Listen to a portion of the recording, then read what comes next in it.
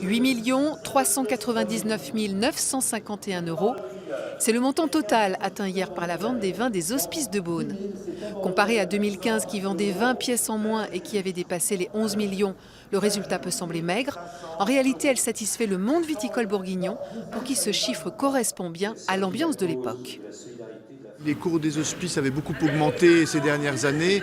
Ils ont plus que doublé en l'espace de quelques années. Donc non, moins 20, ça reste une baisse décente. C'est un atterrissage en douceur. Il ne faut pas oublier qu'on a atteint des sommets historiques l'année dernière.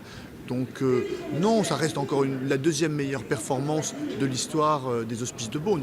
Au final, la baisse dépasse les 25%. Elle est due notamment à la qualité du millésime. 2015 avait été exceptionnel, alors que 2016, après beaucoup d'aléas climatiques, a été sauvé in extremis par un beau mois de septembre. Mais il n'est pas à la hauteur du précédent et beaucoup d'acheteurs étrangers qui avaient fait le plein l'an dernier en achetant cher n'étaient pas présents cette année.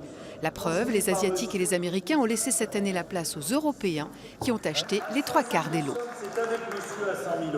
Quant à la pièce du président, elle a atteint 200 000 € grâce aux efforts enthousiastes de la pianiste Katia Buniachvili, un des parrains de la vente de charité. Grâce aussi au dévouement des deux acheteurs. J'ai trouvé que la salle n'était pas suffisamment réactive à la qualité de ce qui était proposé. Et je crois que c'était notre rôle de le faire, tout simplement.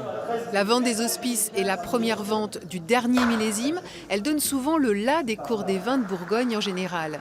Si la tradition se confirme, cela signifie que sur les marchés nationaux et internationaux, les prix des bouteilles bourguignonnes pourraient enfin arrêter leur course folle. À suivre.